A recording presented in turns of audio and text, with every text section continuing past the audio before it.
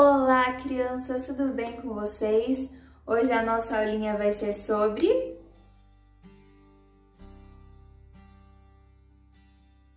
Bom, crianças, como vocês estavam aprendendo na aulinha anterior com o tio Rafael, Faraó conta o seu sonho para José, ele interpreta o sonho e a partir daí Faraó tem a missão de designar um novo governador para o Egito. Ele começa a pensar, conversa com alguns dos seus servos e a pergunta que fica e que ele faz aos seus servos é: será que aqui no Egito nós encontraríamos algum outro homem onde o Espírito de Deus age na vida dele como José? A partir daí, então, Faraó conta para José que ele seria seu braço direito no Egito e que depois dele, José seria o homem mais poderoso do Egito. Ou seja, em primeiro lugar, o Faraó e em segundo lugar, o homem mais poderoso seria José. Ele realmente colocou o Egito, a casa dele, tudo mais nas mãos de José, confiando tudo a José. Então, como um sinal, como um símbolo realmente que José estava ganhando o poder de Faraó, Faraó ali coloca um anel em sua mão, tira o anel da mão dele e passa para José para representar que ele estava dando poder a José, porque agora ele era o governador do Egito. Ele o veste de vestes maravilhosas de linho fino e um colar de ouro. O povo então se reverencia a José, agora que ele era o novo governador, e que representava a mão direita de Faraó. Faraó também resolve dar a José como esposa a filha de um dos sacerdotes, que se chamava Asenate. Nessa época, José tinha 30 anos, quando começou a ser o governador do Egito. José então começa a governar e visitar todo o Egito. Como vocês se lembram, ele revelou, interpretou o sonho de Faraó que haveriam 7 anos de bonança, de fartura e 7 anos de fome. Então, os 7 anos de fartura começam. E nesse meio tempo, José tem 2 filhos, que se chamam Manassés e Efraim. Os 2 filhos de José têm nomes muito representativos. O primeiro filho dele, seu filho primogênito, se chamava Manassés, que significa que Deus havia feito com que ele esquecesse, com que José esquecesse de seu passado de sofrimento e dor na casa de seu pai. E Efraim significava que ele havia crescido na terra de aflição, onde ele tinha passado por tantas coisas ruins.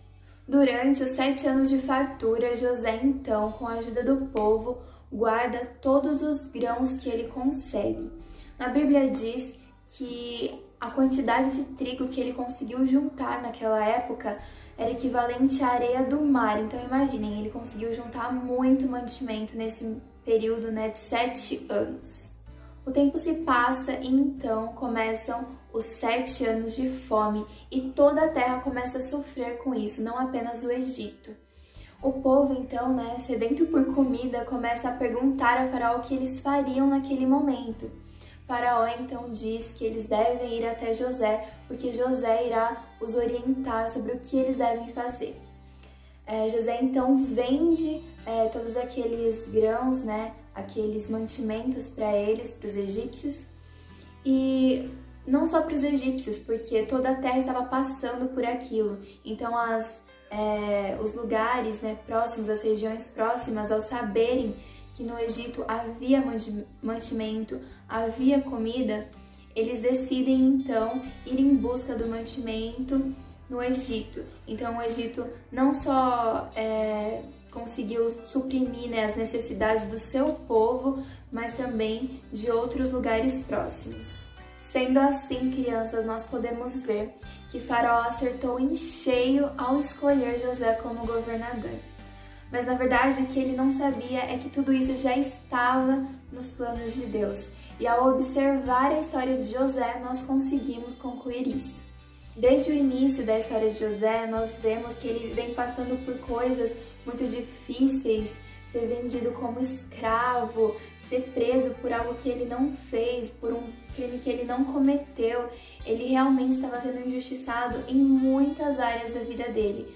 Mas chegou o momento, chegou enfim o momento em que Deus iria honrar a vida de José e que os sonhos de Deus para José iriam se realizar. E o que eu quero que vocês aprendam com essa lição é que em nenhum momento José desistiu, de Deus, desistiu de estar nos caminhos de Deus, de obedecer à voz de Deus.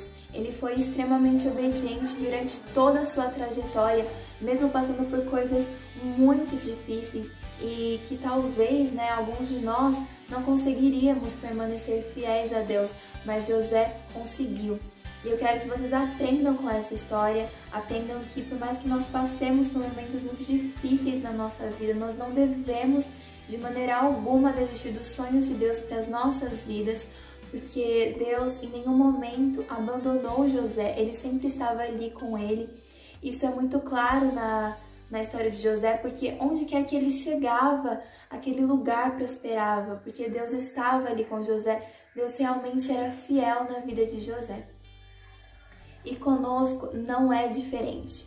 Deus está com cada um de nós, aonde quer que nós pisemos a planta dos nossos pés, Ele está ali conosco, nos ajudando, nos guardando, nos orientando. Crianças, na nossa vida nós vamos passar por momentos ruins e momentos bons, porque a nossa vida é assim, feita de altos e baixos. Mas não se esqueçam que em todos esses momentos Deus estará com vocês e que Ele tem sim promessas, Ele tem sim sonhos tão grandes quanto os sonhos que Deus tinha para a vida de José, Ele tem para a vida de cada um de nós. Basta nós crermos e obedecermos a palavra dEle. Eu amo muito vocês, fiquem com Deus e é isso, até a próxima aula.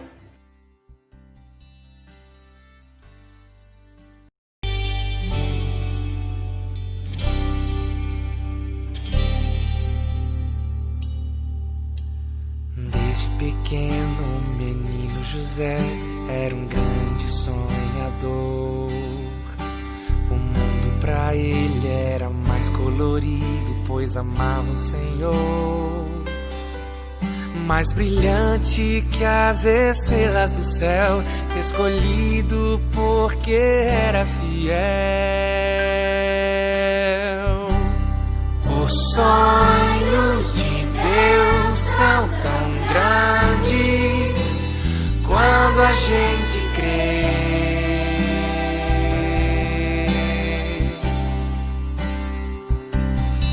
Os sonhos de Deus são tão grandes quando a gente crê.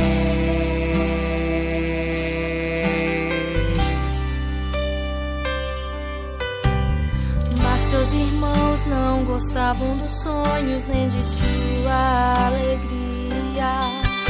O jogaram no poço e venderam o moço por uma mixaria. No Egito escravo se tornou e todo esse tempo em Deus confiou. Os sonhos de Deus são tão grandes quando a gente crê.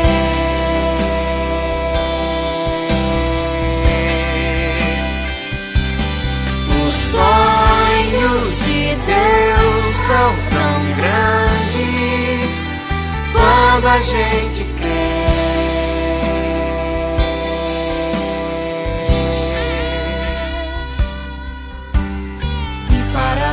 Teve um sonho estranho, mas nada entendeu.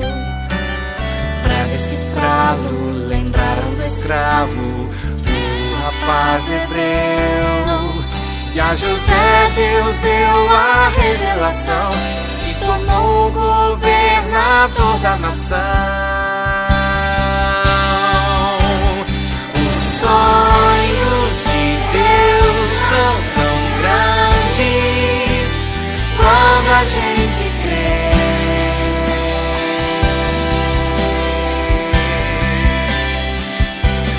Os sonhos de Deus são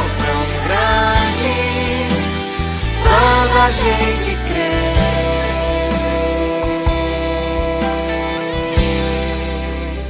Quando a gente crê.